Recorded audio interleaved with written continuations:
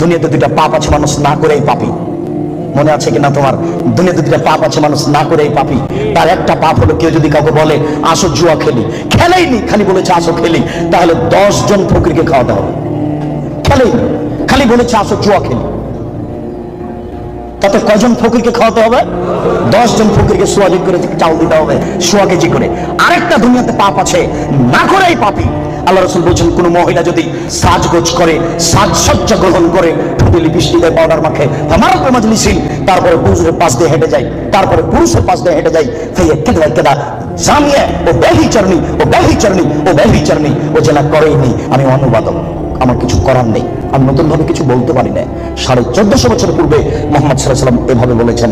আমি আপনাকে আজকে বাংলা আরবি থেকে বাংলা করে শোনালাম, এভাবেই তিনি বলেছেন। সম্মানিত উপস্থিতি, এই ছেলে, এখানে তোমাকে আর একটা কথা বলে রাখছি, তুমি মনে রেখো, তুমি কথাকে উল্টে ধরিও না।